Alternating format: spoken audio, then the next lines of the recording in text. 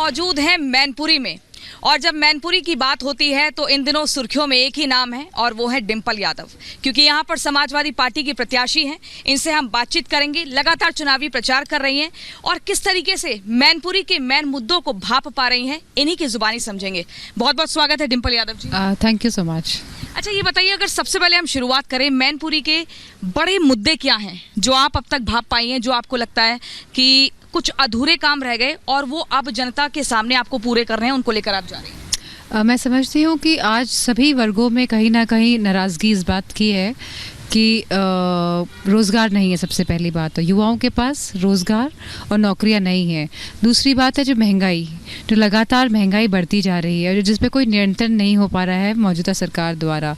और मैं समझती हूँ कहीं ना कहीं जो महिलाओं को पेंशन नहीं मिल रही है और जो राशन में खाली बाजरा दे पा रही है सरकार, और कहीं ना कहीं जो राशन में कटौती भारी हुई है पिछले 10 वर्षों में, वो भी एक बड़ा मुद्दा है। लेकिन सरकार तो बार बार कह रही है कि हम राशन इतना भरपूर दे रहे हैं, अल्पसंख्यक समुदाय को हम दे रहे हैं, जो कि पीडीए तो आपका हार्डकोर एक वोट बैंक है।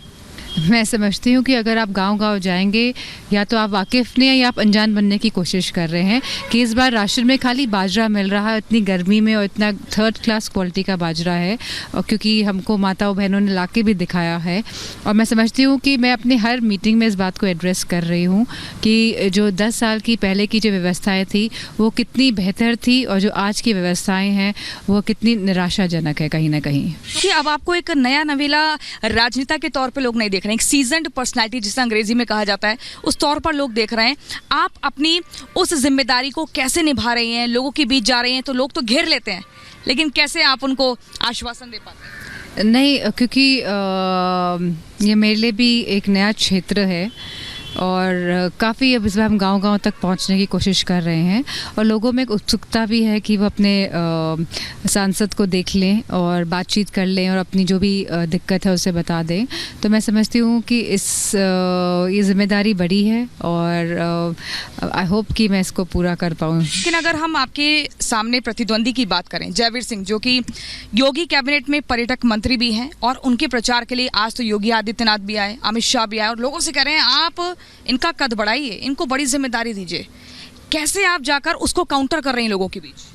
मैं समझती हूँ कि कद बढ़ने से क्या होगा। इतने बड़े गद्दावर नेता जब हमारे भारत को संभाल नहीं पाए ढंग से, जहाँ आज पूरी अर्थव्यवस्था चरमरा गई है, जहाँ आज युवाओं के पास रोज़गार नहीं है, तो आप जितना भी कद आप बड़ा कर लीजिए, आप आसमान छू लीजिए, लेकिन जब हम मूलभूत सुविधाएं और लोगों के जीवन में परिवर्तन कहीं ना कहीं नहीं ला पा रहे हैं तो कद की कोई अहमियत नहीं रह जाती है। अच्छा डिंपल जी, ये बताइए, ऐसा क्यों कहा जा रहा है? परिवारवाद का बार बार आरोप क्यों लग रहा है? कह रहे हैं 5 लोगों को इन्होंने अपने परिवार में टिकट दे दिए।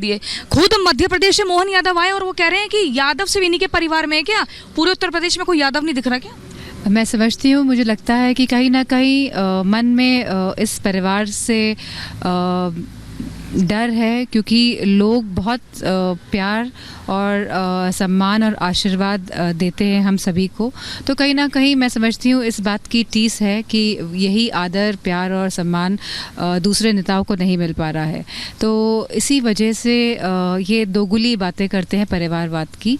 और अगर आप उठा के देखेंगे, अगर आप कश्मीर में देखेंगे, तो आप ने ही महबूबा मुफ्ती के साथ गठबंधन किया, पंजाब में भी आपने सुखबीर सिंह बादल जी की पार्टी के साथ गठबंधन किया, उसी के साथ आपने देवगौड़ा जी की पार्टी के साथ गठबंधन किया, उसी के साथ आपने आंध्र प्रदेश में साउथ में चंद्रबाबू नायडू की पार्टी से गठबंधन किया। तो आप खुद तो सभी और महाराष्ट्र में आपने राज ठाकरे जी के साथ, अजीत पवार के साथ गठबंधन किया। तो फिर आप अगर परिवार की बात कर रहे हैं तो ये आपको परिवारवाद, जिसके साथ आप लगातार हर प्रदेश में गठबंधन कर रहे हैं, तो मैं कहूँगी ये तो दोगुली बात हो गई है।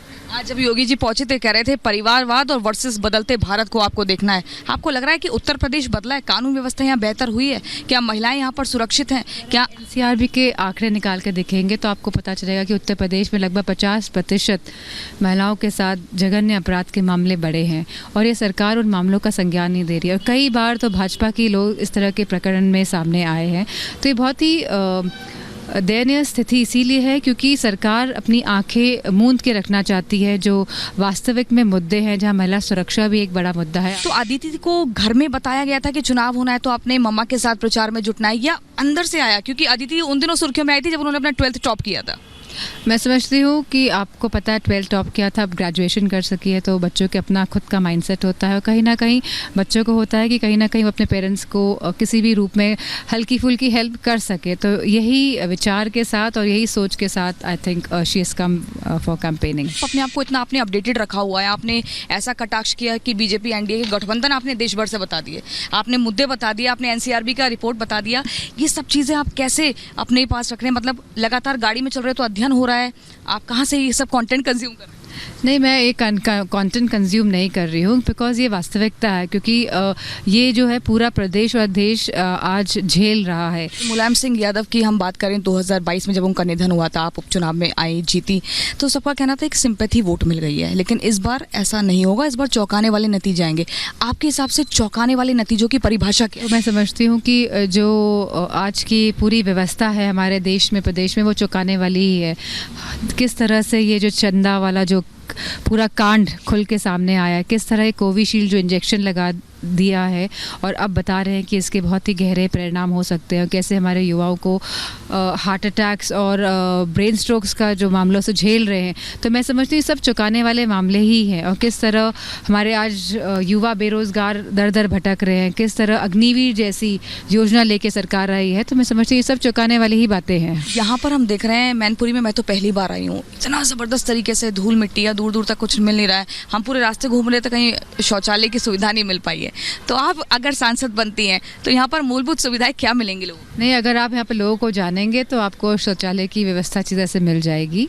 और मैं समझती हूँ क्योंकि वास्ट एरिया है और रूरल और थोड़ा सा टाउन एरिया मिक्स्ड है, इसीलिए आपको इस दिक्कतों का सामना करना पड़ रहा है, लेकिन पक्का किसी रेस्टोरेंट में या कहीं पे आपको मिल ही जाएगा। और यहाँ पे बहुत सारे विद्यालय हैं एंड स्कूल्स हैं, so I don't think so that is a problem. आप पढ़ी लिखी हैं, आप उत्तराखंड से आती हैं, आप ज़मीनी मुद्दे समझती हैं, आपको क्या लगता है कि जब आप जीत जाएंगी तो मुख्य तौर पर महिलाओं के लिए ये काम होगा? हमारी समाजवादी पार्टी की सरकार थी तो हमने महिलाओं को पेंशन देने का काम किया, हमने पोषण मिशन चलाने का काम किया, हमने गर्भवती महिलाओं को न्यूट्रिशियस फूड खिलाने का काम किया। तो अगर आप सरकार में होते हैं तो आप बहुत कुछ कर सकते हैं। You can think and you can execute at the same time, लेकिन आपको उस तरह की सोच चाहिए कि आप अपना एग्जीक्यूशन सही तरह से भी कर पाए। इतना स्ट्रेस आपको होता होगा, अपने आप को रिलैक्स रखने के लिए कोई सीरीज़ आप देख रहे हो, कोई गाना सुन रहे हो, या क्या करते हो? मैं क्या करती हूँ, आई डू लाइक मैं प्राणायाम करती हूँ।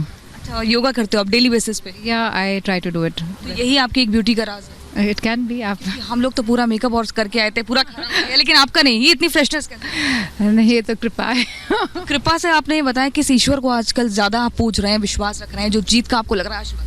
I think every God is fascinating। सब भगवानों की अपनी एनर्जीज हैं एंड आप किसके साथ कनेक्ट कर जाए, बात इतनी सी। आपकी गाड़ी में मैंने कृष्ण राधा देखे तो, और आपके गले में माला देख रही हूँ। ये आखिरी सवाल है, उसके बाद हम रखेंगे। कृष्ण राधा जी तो अभी मुझे किसी ने रास्ते में गिफ्ट करे हैं, और माला भी है, गले में है, तो अच्छी बात है।